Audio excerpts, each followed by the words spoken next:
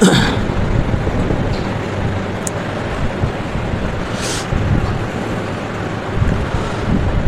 الحمد لله نحمده ونستعينه ونستغفره ونعوذ بالله من شرور أنفسنا ومن سيئات أعمالنا من يهده الله فلا مضل له ومن يضلله فلا هادي له وأشهد أن لا إله إلا الله وحده لا شريك له وأشهد أن محمدًا عبده ورسوله يا أيها الذين آمنوا اتقوا الله حق تقاته ولا تموتن إلا وأنتم مسلمون يا أيها الناس اتقوا ربكم الذي خلقكم من نفس واحدة وخلق منها زوجها وبث منهما رجالا كثيرا ونساء واتقوا الله الذي تساءلون به والأرحام إن الله كان عليكم رقيبا يا أيها الذين آمنوا اتقوا الله وقولوا قولا سديدا يصلح لكم أعمالكم ويغفر لكم ذنوبكم ومن يطع الله ورسوله فقد فاز فوزا عظيما أما بعد فإن خير الحديث كتاب الله وخير الهدي هدي محمد صلى الله عليه وسلم وشر الأمور محدثاتها وكل محدثة بدعة وكل بدعة ضلالة وكل ضلالة في النار أعوذ بالله من الشيطان الرجيم بسم الله الرحمن الرحيم ولله على الناس حج البيت من استطاع إليه سبيلا ومن كفر فإن الله غني عن العالمين. اسلامی بھائیوں، عزیز بچوں، پردہ نشین مائیں اور بہنوں، قیامت کا جو دن ہے وہ بدلے کا دن ہے. دنیا میں کیے گئے اعمال اسی ٹائپ کا بدلہ دیا جائے گا. جس عقیدے پہ آج ہم ہیں اور جو کچھ کر رہے ہیں، مرنے کے وقت جو کر رہے ہوں گے اسی حالت میں ہمیں اٹھایا جائے گا. اسی لیے اللہ کے نبی صلی اللہ علیہ وسلم فرماتے ہیں خودکشی کرنے والا شخص اسی طرح سے سزا دیا جائے گا جس طرح سے دنیا میں وہ خودکشی کرنے کی کوشش کیا تھا. صحیح بخاری کی 1265 نمبر پہ روایت ہے، اللہ کے نبی صلی اللہ علیہ وسلم جب حج فرما رہے تھے تو آپ کے بغل میں ایک صحابی تھے. وہ اپنی ہی سواری پہ سوار تھے، جبل عرفات. وہیں پر اللہ کے نبی بھی ہیں، صحابی بھی ہیں، عبادت میں مشغول ہے. اتنے میں جانور نے، سواری نے حرکت کی اور وہ اپنی سواری سے نیچے گر گئے. اور جب نیچے گرے تو گردن کے بل گرے، گردن ٹوٹ گئی ان کی، فوراً ان کا وہیں پر انتقال ہو گیا. اللہ کے نبی صلی اللہ علیہ وسلم نے صحابہ سے ارشاد فرمایا اغسلوہ بماء وسدر، بیری کے پتے پانی میں ملا کر ان کو غسل دے دو. وکفنوہ فی ثوبین، اور 2 کپڑوں میں ان کو کفن دے دو. ولا تحنتوہ، ان کو خوشبو نہ لگانا. ولا تخمروا رأسہ، اور نہ ہی کفن دیتے وقت ان کے سر کو ڈھکنا. اللہ کے نبی صلی اللہ علیہ وسلم نے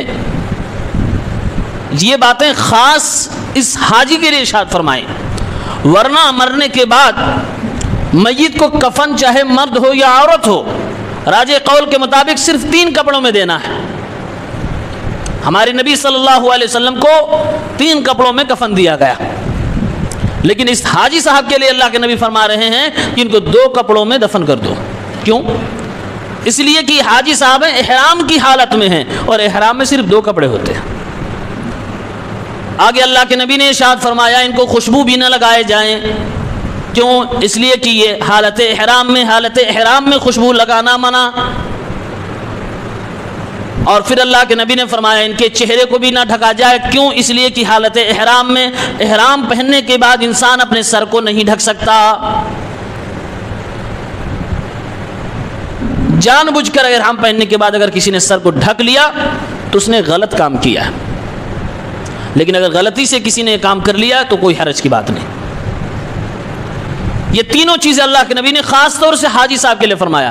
سوال اپنے آپ میں پیدا ہو گیا، اے اللہ کے نبی عام طور سے حاجی لوگ، اے اللہ کے نبی عام طور سے مسلمانوں کو 3 کپڑے میں کفن دیا جاتا ہے، خوشبو بھی لگایا جاتا ہے، اور کفن دینے کے وقت سر بھی ڈھک دیا جاتا ہے، پیر بھی ڈھک دیا جاتا ہے. آپ الگ فرما رہے ہیں. اللہ کے نبی نے جواب دیا فَإِنَّهُ يُبْعَثُ يَوْمَ الْقِيَامَةِ مُلَبِّيًا، کیونکہ قیامت کے دن جب یہ بندہ کھڑا کیا جائے گا، جب یہ بندہ اٹھایا جائے گا، سب لوگ اپنی اپنی قبروں سے اٹھائے جائیں گے، یہ بھی اٹھایا جائے گا تو یہ اپنی زبان سے تلبیہ پڑھ رہا ہوگا، یعنی حج کرتے ہوئے اٹھایا جائے گا، حاجی ہونے کی حالت میں اٹھایا جائے گا، حالت احرام میں اٹھایا جائے گا.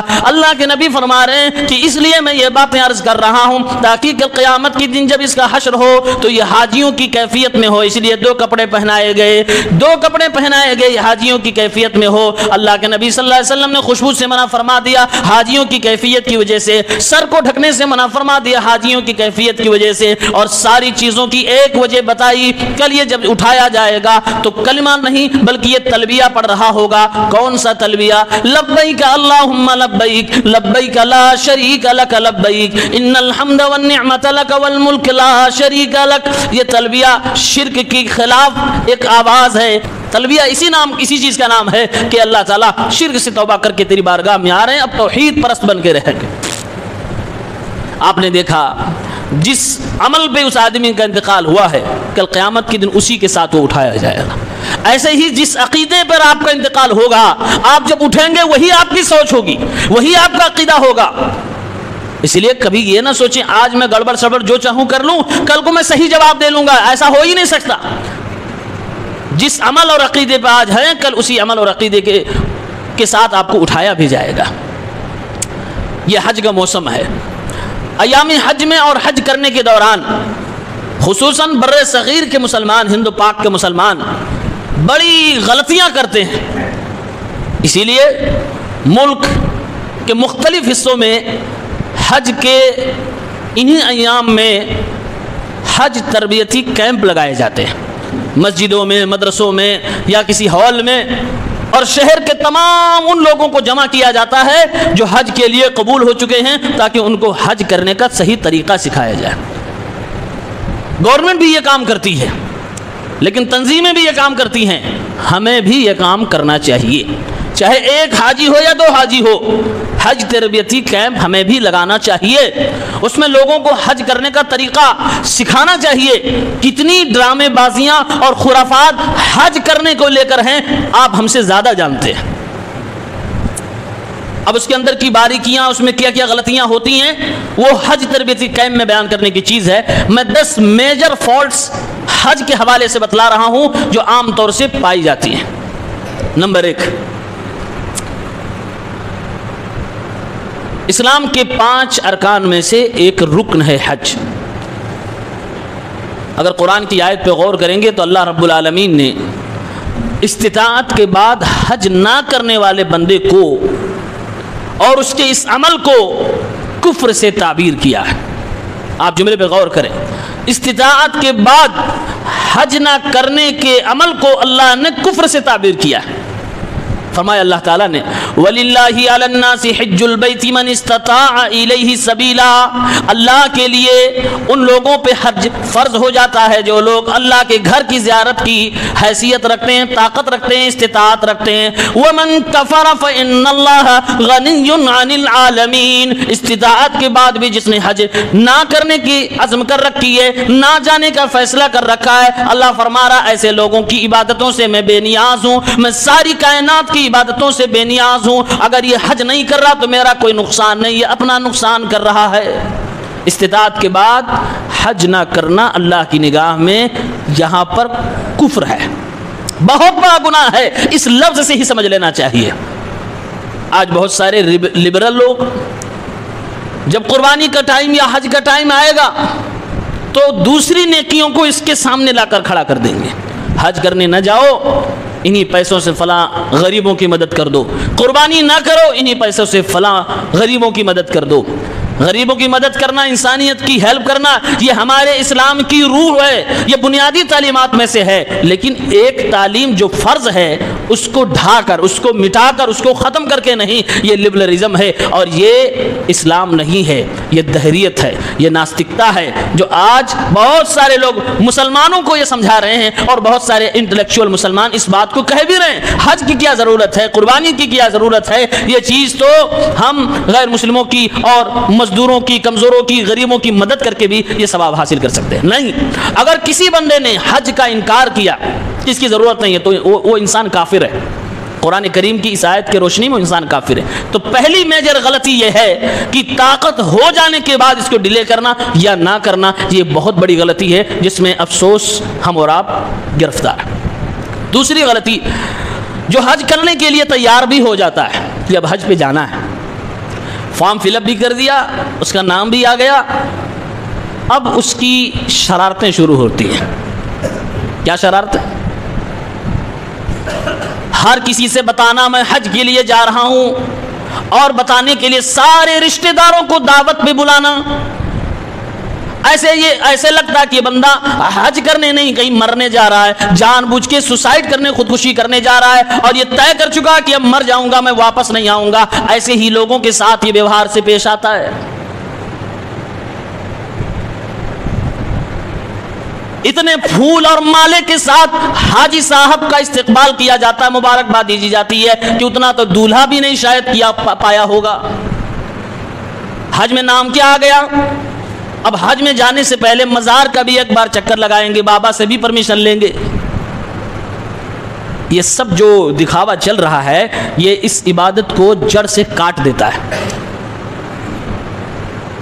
جانے سے پہلے ہی آپ کے نام اعمال میں مکاری، عیاری، بدماشی، ریاکاری بھر دی گئی۔ یہ سب اسلام میں نہیں ہے۔ بھئی عبادت ہے، عبادت کو سیلیبریٹ کیا جاتا ہے؟ کبھی نہیں۔ کون سی ایسی عبادت ہے اسلام میں جس کو کہا گیا ہے کہ اس کو سیلیبریٹ کرو؟ نہ روزہ سیلیبریٹ کر سکتے آپ، نہ نماز اپنی سیلیبریٹ کر سکتے ہیں، اور نہ ہی اپنے حج کا آپ جشن منا سکتے ہیں۔ یہ جشن ہی تو ہے کہ جانے سے پہلے آپ سارے رشتہ داروں کو بلا کر دعوت کھلا رہے ہیں، اور سب سے ہدیہ تحفہ پیسے بھی لے رہے ہیں، اور جناب معافی بھی مانگ رہے ہیں، اور اس کے بعد پھول اور ہار یہ ساری چیزیں بھی پہن رہے ہیں، اور پھر جا کے مزار میں چکر بھی لگا گئے، بابا سے پرمیشن بھی لے آئے۔ یہ سب غیر اسلامی رسمیں ہیں، یہ آپ کے اس عمل کو برباد کر دینے والے اعمال ہیں۔ سادگی سے یہ کام ہونا چاہیے۔ ہاں، آپ کا نام آ گیا، خوشی ہے، اچھی بات ہے، جاؤ اللہ کی عبادت کے لیے اور واپس لوٹ کے آؤ، خیر سے سلامتی کے ساتھ واپس آ گئے۔ آپ خوشی میں دعوت کرنا چاہتے ہیں، لوگوں کو کھلانا چاہتے ہیں، کوئی حرج کی بات نہیں، لیکن اس کو رسم بنا کر نہیں کھلایا، ایسے ہی چلا گیا، معافی نہیں مانگی، ایسے ہی چلا گیا، میں نے تو ایک پھول بھی نہیں دیا تھا، ایسے ہی چلا گیا، یہ سب ہمارے اور آپ کے رشتہ داروں کے بھی چوچلے ہیں۔ یہ دوسری بڑی غلطی ہے۔ تیسری غلطی، ویسے تو ہمارے بر صغیر کے جو لوگ حج کرنے جاتے ہیں، وہ بیچارے صرف حج کرنے جاتے ہیں، کر نہیں پاتے۔ کیوں؟ بہت آسان نہیں ہے، یہ مشکل کام ہے، یہ محنت کا کام ہے، نماز سے زیادہ محنت لگتی ہے۔ جو لوگ 8 رکعت تراویح 3 رکعت وتر نہیں پڑھ پاتے ہیں، وہ حج کر پائیں گے؟ مجھے نہیں لگتا وہ حج کرنے کے لائق ہیں۔ اور جاتے بھی الحمدللہ 60 سال کے بعد، 50 سال کے بعد، جب ریٹائرمنٹ لے لیا، گورنمنٹ سے بھی ریٹائرمنٹ ہو چکی ہے، سب کچھ بال بچوں کی شادی بھی کر چکے ہیں، سب جھنجھٹ سے پاک ہو گئے، چلو حج کرنے چلتے ہیں۔ تو جب حج کرنے جاتے ہیں تو دوسرے ملک کے افریقی ہیں جو بالکل جوانی کی حالت میں آتے ہیں، وہ لوگ ان کو دھکے مار دیتے ہیں، پھر معاملہ خراب ہوتا ہے۔ حج کے دنوں میں آپ جائیے، بھیڑ والے دنوں میں جب عمرے بھی ہو رہے ہیں، رمضان میں وہ دھکم دھکا چل رہا ہوتا ہے، کیا مجال ہے کوئی شریف آدمی حجر اسود تک پہنچ جائے؟ اسلام کا مزاج ہے، اسلام کی تعلیم ہے، وہ عبادت جس کا کرنا مستحب ہے، مشروع ہے، اگر دوسرے کو تکلیف دے کر کرنی پڑے تو اسلام کہتا ہے وہ عبادت تم چھوڑ دو، تکلیف دینا حرام ہے۔ لوگوں کو پتہ نہیں دھکا دیتے نہ جانے کتنے بوڑھوں کو گراتے ہوئے، عورتوں کو ٹچ کرتے ہوئے حجر اسود تک پہنچے اور چوم کے باہر آئے، اس کے بعد سیلفی لیا، اس کے بعد ٹویٹ کیا، اس کے بعد دنیا کو بتایا آج حجر اسود میں نے چوم لیا۔ کتنے لوگوں کو تم نے تکلیف دیا یہ نہیں بتائے گا، یہ تو اللہ نے ریکارڈ کر لیا۔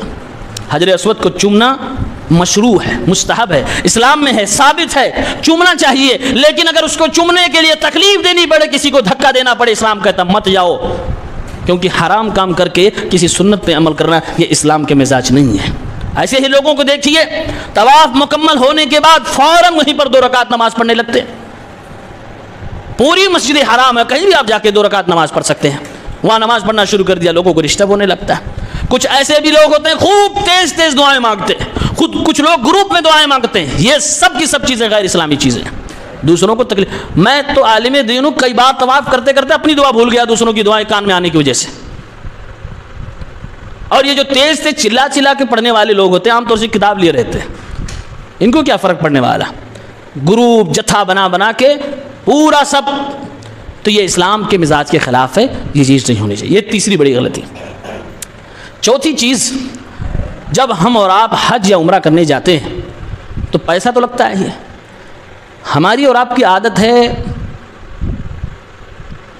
پورا خرچہ اصولنا، اسی لیے ایک بار ایک آدمی عمرہ کرنے جائے گا یا حج کرنے جائے گا، دادی نانی پھپھو خالہ سارے رشتہ داروں کی طرف سے وعدہ کر کے جا رہا ہے کہ سب کی طرف سے عمرہ کروں گا، اور اس کے بعد وہاں جا کر اپنا والا عمرہ کیا کہ نہیں، دوسرے عمرے کے چکر میں پہلے سے ہے۔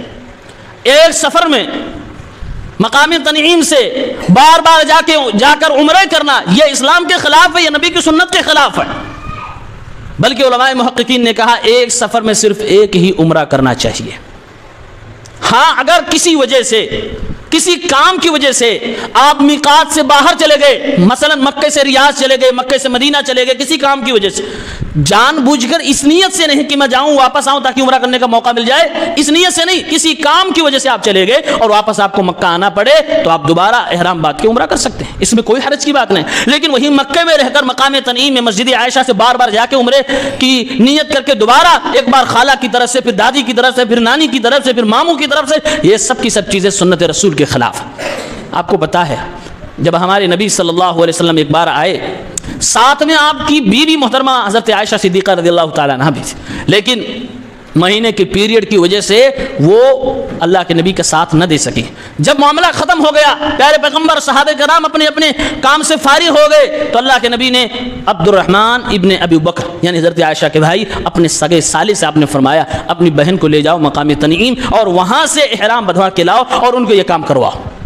اللہ کے نبی نہیں گئے، آپ نے کسی اور صحابی کو کہا بھی نہیں، یہاں تک کہ ساتھ میں جو بھائی گئے تھے انہوں نے بھی دوبارہ عمرہ نہیں کیا تھا، صرف کروانے گئے تھے۔ اور آج ہم اور آپ اسی چیز کو دلیل بنا کر دے عمرے پہ عمرہ، کیوں؟ پیسہ اصول رہے ہیں، یہ غلط ہے، یہ چوتھی غلطی ہے۔ پانچویں بڑی غلطی، مکہ چھوڑ کے جب مدینہ آتے ہیں، کئی بار عمرے یا حج میں ہی جو لوگ پہلے مدینہ جاتے ہیں یا مکے سے جو مدینہ جاتے ہیں، ہمیں اور آپ کو اللہ کے رسول صلی اللہ علیہ وسلم سے محبت ہے، ہونی بھی چاہیے، اور اگر نہ ہو تو ایمان ہمارا خطرے میں ہے، محبت ہونی چاہیے، لیکن اس محبت کا مطلب یہ نہیں ہے کہ ہم اور آپ اللہ کے نبی کی سنت کے خلاف کوئی کام کریں۔ اگر اللہ کے نبی صلی اللہ علیہ وسلم سے محبت ہے تو اللہ کے نبی کی پیروی کرنی پڑے گی، اللہ کے نبی صلی اللہ علیہ وسلم کی بات ماننی پڑے گی۔ اگر کوئی آدمی مکے سے مدینہ آ رہا ہے یا پھر ہندوستان سے ڈائریکٹ مدینہ جا رہا ہے تو اس کے دل میں نیت کیا ہونی چاہیے؟ نیت یہ ہونی چاہیے کہ مسجد نبوی کی زیارت کرنے جا رہا ہوں، مسجد نبوی میں نماز پڑھنے جا رہا ہوں، یہی نیت ہونی چاہیے، یہی نیت ہوتی ہے۔ اکثر لوگوں کی نیت کیا ہوتی ہے؟ اللہ کے نبی صلی اللہ علیہ وسلم کی قبر کی زیارت کرنے جا رہا ہوں، اور ظاہر سی بات ہے اس کے پیچھے محبت ہی ہے، لیکن ہم کہتے ہیں نبی کی محبت کے پیچھے آپ غلط کام کر رہے ہو۔ اسلام میں کسی کی بھی قبر کی نیت کر کے آپ سفر نہیں کر سکتے۔ جب اللہ کے نبی صلی اللہ علیہ وسلم کی روضے اور آپ کی قبر کی زیارت کی نیت سے آپ سفر پہ نہیں جا سکتے تو نہ آپ اجمیر جا سکتے ہیں، نہ آپ کچھوچا جا سکتے ہیں، نہ آپ شریف یہاں آ سکتے ہیں۔ اللہ کے نبی صلی اللہ علیہ وسلم کی واضح حدیث، لا تشد الرحال الا الى ثلاثه مساجد، دنیا میں 3 مسجدوں کو چھوڑ کر کسی اور مسجد کی طرف عبادت کی نیت سے سفر کرنا جائز نہیں ہے، حلال نہیں ہے۔ وہ 3 مسجدیں جہاں آپ سفر کر کے جا سکتے ہو، عبادت کی نیت سے آپ کو ثواب عطا کیا جائے گا، مسجد حرام یعنی مکہ المکرمہ، مسجد نبوی یعنی مدینہ منورہ، مسجد اقصی، یہ 3 مسجدوں کے علاوہ کسی اور مسجد کی طرف بھی انسان سفر کر کے عبادت کی نیت سے نہیں جا سکتا ہے۔ پھر دنیا میں قبروں کی طرف سفر کر کے جانا کیسا ہوگا یہ آپ خود سمجھ سکتے ہیں۔ مسجد صرف 3 ایسی ہیں کہ آپ سوچیں کہ لاؤ سفر کر کے یہاں جاؤں اور وہاں میں نماز پڑھوں، عبادت کی غرض سے آپ دلی کی جامع مسجد میں بھی نہیں جا سکتے، یہاں سے وہ جائز نہیں ہوگا۔ اور اگر عبادت کی نیت سے آپ دلی کی جامع مسجد میں گئے، عبادت کی نیت سے ان 3 مسجدوں کو چھوڑ کر کسی اور دنیا کی مسجد میں آپ گئے، بدعت مانا جائے گا، یہ گمراہی مانی جائے گی۔ اللہ کے نبی صلی اللہ علیہ وسلم کے قبر کی زیارت کی نیت کر کے آپ یہاں سے نہیں جا سکتے، یہ ہمارے نبی کی سنت کے خلاف ہے، یہ کسی بھی صحابی سے ثابت نہیں ہے۔ ہاں آپ جائیں تو مسجد نبوی میں نماز پڑھنے کی نیت کر کے جائیں کہ جہاں پر 1000 گنا ثواب ملتا ہے ایک وقت کا۔ اب وہاں پہنچ گئے، پہنچنے کے بعد آپ کے لیے جائز ہے آپ اللہ کے نبی کی قبر کی زیارت کریں، آپ کے لیے جائز ہے مسجد قباء جائیں، آپ کے لیے جائز ہے شہداء احد کے پاس جائیں۔ وہاں پہنچنے کے بعد آپ یہ کام کر سکتے ہیں، لیکن ہندوستان سے جاتے وقت، اپنے گھر سے نکلتے وقت یہ دل میں اگر آپ کی نیت ہے کہ میں فلاں قبر کی زیارت کے لیے جا رہا ہوں، علماء کرام نے اس کو غلط مانا ہے۔ یہ نبی کریم صلی اللہ علیہ وسلم کی یہ حدیث جو میں نے آپ کے سامنے پیش کی کہ دنیا کی 3 مسجدوں کے علاوہ کسی اور مسجد کی طرف سفر کرنا جائز نہیں ہے، اس حدیث کے خلاف۔ لہذا اگر نبی پاک سے محبت ہے تو نبی پاک صلی اللہ علیہ وسلم کی بات پر عمل کرنا ہوگا۔ چھٹی چیز، اللہ کے نبی صلی اللہ علیہ وسلم کا روضہ اور مسجد نبوی کا ممبر جہاں ہمارے نبی نماز پڑھاتے تھے، دونوں کے بیچ میں جو جگہ ہے اس کو ریاض الجنہ کہتے ہیں، جنت کی کیاریوں میں سے ایک کیاری۔ اس کا یہ مطلب نہیں ہے کہ جو وہاں پہنچ جائے اس کے بعد اگلے دن اسٹیٹس لگائے میں جنت گیا، ایسا کچھ نہیں، یہ اس کی فضیلت۔ سوال یہ ہے کہ ایک آدمی ریاض الجنہ میں نماز پڑھ رہا ہے اور ایک آدمی مسجد نبوی کے کسی اور حصے میں نماز پڑھ رہا ہے، ثواب کس کو زیادہ ملے گا؟ ثواب میں دونوں برابر ہیں۔ ریاض الجنہ میں نماز پڑھنے کی کوئی خاص فضیلت ثابت نہیں ہے۔ ہاں یہ ہو سکتا ہے کہ وہ امام کے قریب ہے تو جو مصلی جو مقتدی امام کے جتنا قریب ہوتا اتنا افضل ہوتا، یہ الگ چیز ہے، لیکن اس جگہ پہ نماز پڑھنے کی کوئی حدیث کوئی فضیلت ثابت نہیں ہے۔ البتہ اللہ کے نبی صلی اللہ علیہ وسلم کی قبر کے آس پاس جب جائیں تو اپنی آواز کو دھیمی کر لیں، اپنی آواز کو دھیرے کر لیں۔ اسی لیے ہم نے اپنی آنکھوں سے دیکھا مسجد نبوی، اللہ کے نبی صلی اللہ علیہ وسلم کی قبر کے آس پاس جو شرطے لگے ہوتے ہیں، جو وہاں پر پولیس والے لگے رہتے ہیں ان لوگوں کو روکنے کے لیے جو بدعت اور شرک کا کام انجام دیتے ہیں، وہ بھی اکثر و بیشتر اپنے ہاتھوں سے اشارہ کرتے ہیں، منہ سے بولتے بھی نہیں ہیں۔ اگر بولنے کی بھی ضرورت پڑتی ہے تو وہ دھیرے دھیرے بولتے ہیں، اس لیے نہیں کہ ان کو بولنا نہیں آتا، اس لیے کہ اللہ کے نبی صلی اللہ علیہ وسلم کی قبر کا لحاظ کر رہے ہیں۔ قرآن کریم میں اللہ تعالیٰ نے ارشاد فرمایا، یا ایھا الذین آمنوا لا ترفعوا اصواتکم فوق صوت النبی، اے ایمان والو نبی کی آواز کے اوپر اپنی آواز بلند نہ کرو۔ یہ حکم جب ہمارے نبی دنیا میں زمین پہ چل پھر رہے تھے تب بھی تھا، دنیا سے چلے گئے تو آج بھی یہ حکم باقی ہے۔ اسی لیے امام مالک رحمۃ اللہ علیہ اسی ریاض الجنہ کے پاس میں بیٹھ کر جب لوگوں کو حدیثیں پڑھاتے تھے تو بہت دھیرے دھیرے بولا کرتے تھے کہ اللہ کے نبی صلی اللہ علیہ وسلم کی آواز سے اوپر ہماری آواز کہیں نہ ہو جائے۔ وہاں پہنچے تو ادب یہی ہے نبی پاک صلی اللہ علیہ وسلم کے کہ آپ دھیرے بولیں، آہستہ بولیں، وہاں ہلہ نہیں مچانا ہے۔ یہ قرآن کریم کا آرڈر ہے، لا ترفعوا اصواتکم فوق صوت النبی، نبی کے بات کے اوپر اپنی بات نہیں رکھ سکتے۔ جب نبی کی آواز کے اوپر اپنی آواز نہیں رکھ سکتے تو کیا نبی کی مخالفت کر سکتے؟ نہیں کر سکتے۔ غلطی نمبر 7، ہم اور آپ کچھ حاجی حضرات کو دیکھتے ہیں جاتے ہوئے یا عمرہ کرنے والے، تو رشتہ دار آتے ہیں جن کو عشق ہے رسول اللہ صلی اللہ علیہ وسلم سے، سچا والا نہیں، وہ والا عشق جو جشن عید میلاد میں نظر آتا ہے، وہ والا عشق جس میں عمل نہیں ہوتا ہے، وہ والا عشق جس کو پاگل پن کہا جا سکتا ہے، وہ کہتے ہیں جاؤ آقا سے میرا سلام کہہ دینا۔ نعت گو حضرات کو ہم دیکھتے ہیں، کوئی ہواؤں سے کہتا جاؤ سلام کہہ دینا، کوئی کبوتروں سے کہہ رہا کہ جاؤ سلام کہہ دینا، کوئی عمرہ کرنے والے لوگوں سے کہہ رہا جاؤ میرے نبی سے میرا سلام کہہ دینا، کوئی حاجی حضرات سے یہی بات کہہ رہا ہے۔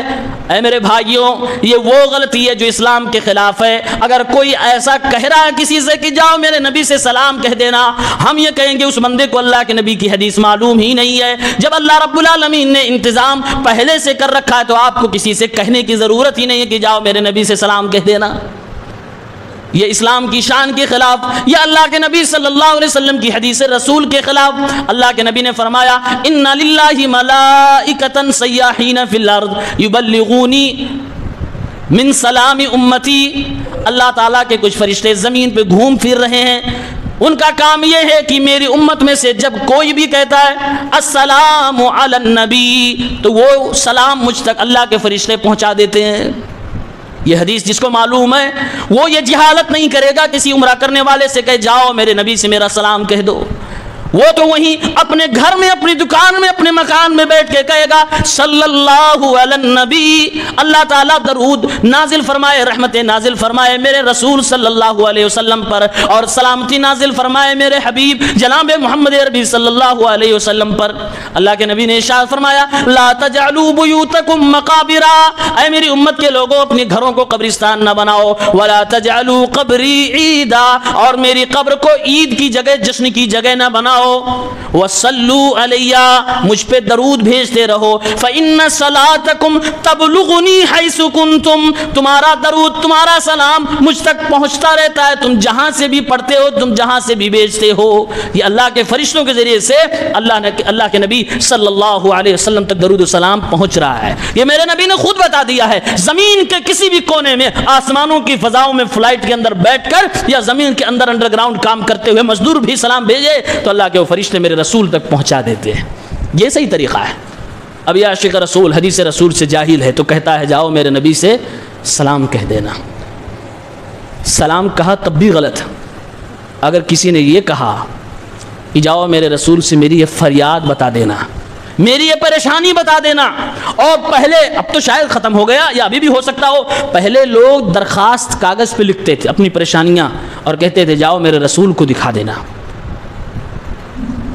آج بھی تو چھوٹے چھوٹے مزاروں پہ کام ہو رہا ہے، لیکن نبی پاک صلی اللہ علیہ وسلم کے روزے تک بھی یہی کام ہو رہا تھا۔ کیا میرے نبی صلی اللہ علیہ وسلم مشکل کشا ہیں؟ کیا وہ فریاد سن کر اللہ والا کام خود کریں گے؟ اگر کسی نے فریاد نبی پاک کو کسی حاجی یا عمرہ کرنے والے کے ذریعے سے بھیجا ہے تو اس نے شرک کیا ہے۔ یہ چھوٹا گناہ نہیں ہے، پھر یہ شرک کے لیبل تک گناہ چلا گیا۔ اور اگر صرف سلام بھیجا ہے تو یہ غلط ہے، اس کو بدعت کہا جا سکتا ہے۔ دونوں میں فرق رہے۔ یہ 7 نمبر 8، کچھ حاجی عمرہ کرنے والے ایسے بھی لوگ ہوتے ہیں اتنے جٹل، اتنے پتھر دل، اپنے عقیدہ اور مسلک پر اتنے مضبوط، اتنے بڑے اندھ بھکت اور مقلد کہ کعبہ کے امام اور مسجد نبوی کے امام کے پیچھے نماز نہیں پڑھتے۔ یہ حقیقت ہے، یہ سچائی ہے۔ کیوں؟ یہی حج تربیتی کیمپ میں بڑی ٹوپیوں والوں نے، پگڑیوں والوں نے کہا ہے ایسے۔ وہ نبی کی سنت نہیں بتاتے حج تربیتی کیمپ میں، وہ یہی سب خرافات بتلا رہے ہیں کہ جاؤ نجدیوں کے پیچھے مت پڑھنا، وہابیوں کے پیچھے نماز پڑھو گے تو بدعقیدہ کے پیچھے نماز پڑھو گے نماز ہی نہیں ہوگی، حج ہی قبول نہیں ہو، کیا کرو گے؟ پولیس سے بچ کے رہنا، باتھ روم میں رہنا، وضو خانے میں رہنا، یہاں وہاں رہنا، حمام میں ٹائم پاس کرنا، جماعت ختم ہو جائے گی اپنی نماز الگ الگ پڑھ لینا۔ اور کچھ لوگ تو ایسے ہیں کہ کمرے میں پڑھ لیتے ہیں، ہوٹلس میں پڑھ لیتے ہیں۔ آپ ذرا سوچو اس سے زیادہ بدنصیبی کیا ہوگی؟ ائمہ حرمین کے عقیدے کے بارے میں کیا بولوں میں؟ دنیا جانتی ہے کہ ان کا عقیدہ کیسا ہے۔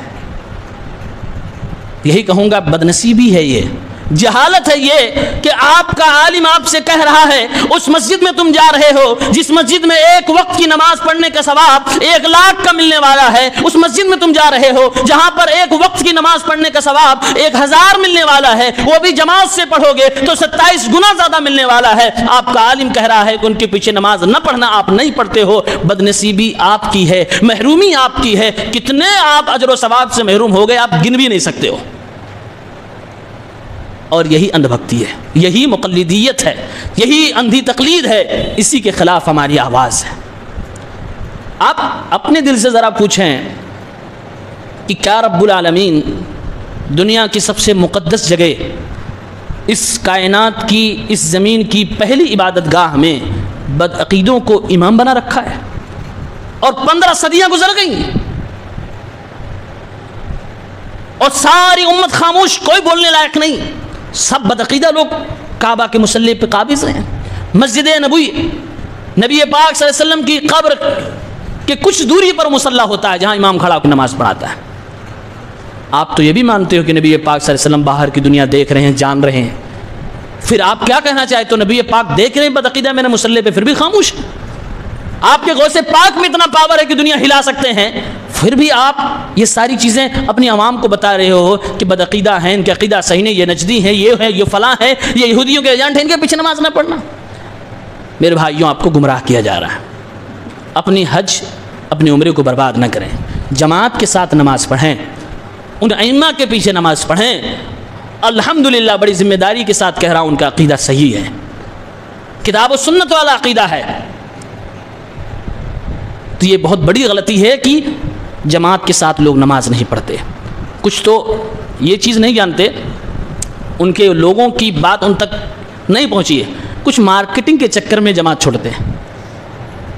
اکثر اوقات مسجد نبوی کے اندر، مسجد حرام کے اندر گزارنا چاہیے، بازاروں میں، ہوٹلوں میں اکثر اوقات نہیں گزارنا چاہیے، وہاں پر اکثر وقت مسجد کے اندر گزارنا چاہیے۔ ثواب ہوٹل میں رہنے کا نہیں ہے، مسجد میں نماز پڑھنے کا ہے۔ آپ کا ہوٹل چاہے جتنا عالی شان ہو، لیکن وہاں آپ رہو گے آپ کو ثواب نہیں ملنے والا۔ ثواب آپ کو ملے گا جب آپ مسجد میں آؤ گے، جماعت سے نماز پڑھو گے، اور نماز پڑھ کے بیٹھیے، ذکر و اذکار کریے، تلاوت کریے۔ کیا پرسکون فضا ہے! اللہ تعالیٰ انتظام کرنے والوں کو اجر جزیل عطا فرمائے۔ کتنا شاندار انتظام ہوتا ہے، نہ کسی طرح کی کوئی بدبو ہے، نہ کوئی گرمی ہے، بالکل معتدل موسم ہے، بنایا گیا ہے، ایئر کنڈیشن ہے، سب کچھ آپ کے لیے اویلیبل ہے۔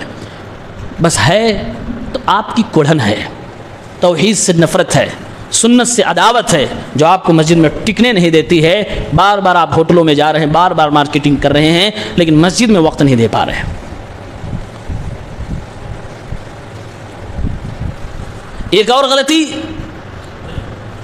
سیلفی لینے والی۔ عمرہ کرنے جائیں یا حج کرنے جائیں، عبادت کو جہاں تک ہو سکے چھپائیں۔ آپ گئے ہیں، آپ کے بال بچے جانتے ہیں کہ آپ عمرہ کرنے گئے ہیں۔ اچھا، کچھ لوگ یاد کے لیے فوٹو کھینچتے ہیں، گئے کھینچ لیا، یہ اتنا خطرناک نہیں ہے۔ خطرناک اس وقت ہو جاتا ہے جب اپنے ساتھ والے پارٹنر سے بولتے ہیں کیمرہ پکڑو، اور کعبہ کے سامنے کھڑے ہو کے یوں دعائیں کر رہے ہیں، ہاتھ اٹھایا، کیمرہ فوٹو ہو گیا، پھر نیچے کر لیا، اس کے بعد چل دیا۔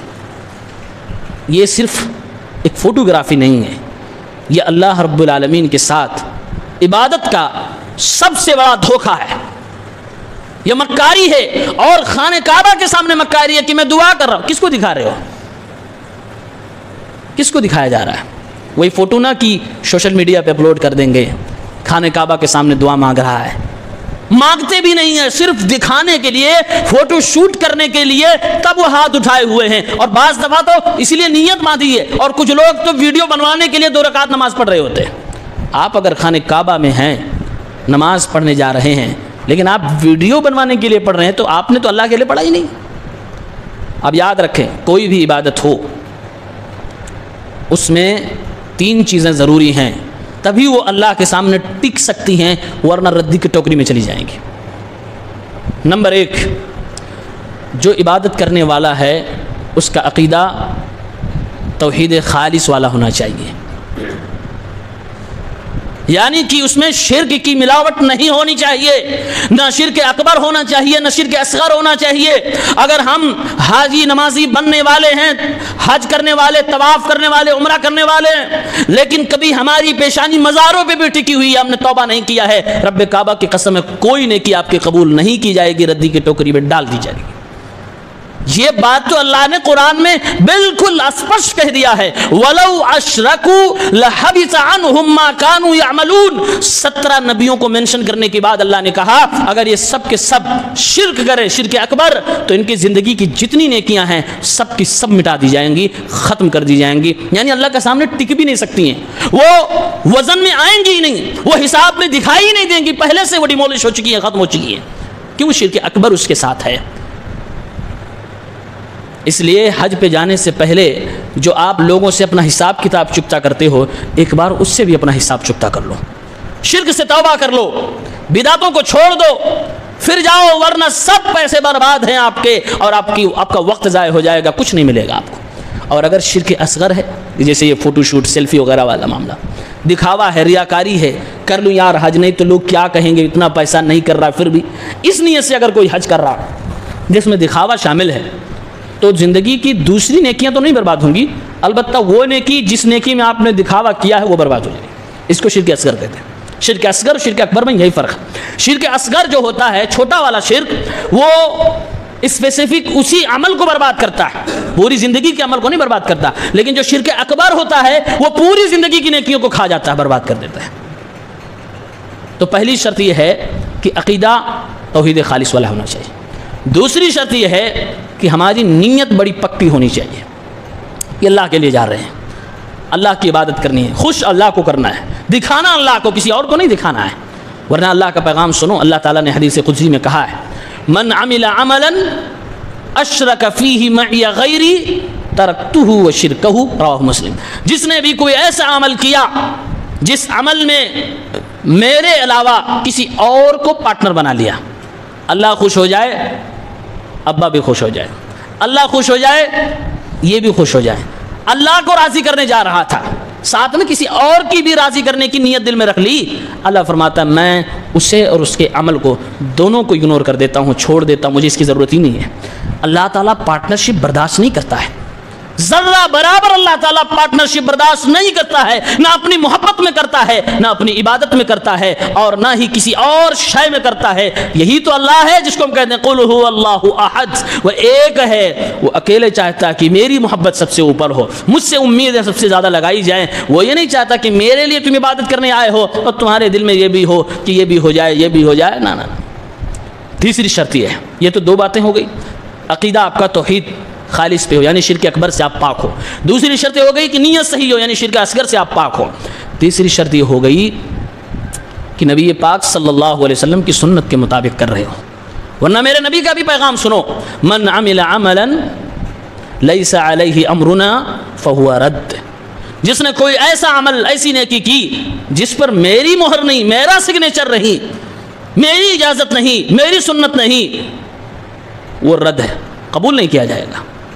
اگر کوئی آدمی ایسا ہے جو واقعی توحید پر ہے، جس کی نیت واقعی سچی ہے، لیکن وہ ٹیڑھے میڑے آرے ٹیڑھے حج کر رہا ہے، نمازیں اپنی مرضی سے پڑھ رہا ہے، اور وہ کہہ رہا ہے اللہ دل دیکھ رہا ہے، نہیں قبول ہوگی، نماز نہیں مانی جائے گی، حج نہیں مانا جائے گا، وہ عبادت نہیں مانی جائے گی، وہ زکوٰۃ و روزے نہیں مانے جائیں گے، یہ میرا نہیں، یہ نبی کائنات جناب محمد عربی صلی اللہ علیہ وسلم کا فیصلہ ہے، من عمل عملا لیس علیہ امرنا فہو رد۔ جس نے ایسا کوئی کام کیا جس پہ میری سنت، میرا طریقہ، میری سگنیچر، میری اجازت نہیں ہے، وہ رد ہے۔ تو تین چیزیں ذہن میں رکھیں، دنیا کی کوئی بھی نیکی کریں آپ، اگر ان تینوں میں سے کوئی ایک بھی مس کر گئے تو یقین سے کہہ رہا ہوں وہ آپ کے نامہ اعمال میں اچھے طریقے سے نیکی بن کر ریکارڈ نہیں ہوگا، اللہ کے سامنے ٹک نہیں پائے گا۔ نتیجہ یہ ہوگا آپ خوش ہیں کہ میں تو بڑا نیک ہوں، میں نے یہ کیا وہ کیا، اللہ کے سامنے جائیں گے سب کافور ہو جائے گا۔ اللہ تعالیٰ اسی لیے کہتا وَقَدِمْنَا إِلَىٰ مَا عَمِلُوا مِنْ عَمَلٍ فَجَعَلْنَاهُ هَبَاءً مَنْثُورًا۔ کچھ ایسے لوگ ہیں جو بڑی نیکیاں لے کر آئیں گے، میرے سامنے کھڑے ہوں گے، فَجَعَلْنَاهُ، میں ان نیکیوں کے ڈھیر کو هَبَاءً مَنْثُورًا، ہواؤں میں بکھرے ہوئے ریت، دھول، راکھ کی طرح بنا دوں گا، کوئی اہمیت نہیں ہوگی۔ تو نیکی کریں اور ساتھ میں اس کی سرکشا، یہ آپ کی ذمہ داری ہے۔ کیسے ہوگی؟ یہ تین کام کرنے ہوں گے جو میں نے بتایا۔ اللہ تعالیٰ ہم سب کو نیک عمل کرنے کی توفیق دے، اللہ ہمیں نیک کام کرنے سے پہلے نیک کام کو سیکھنے کی توفیق دے، اس کے طریقے کو جاننے کی توفیق دے، آمین۔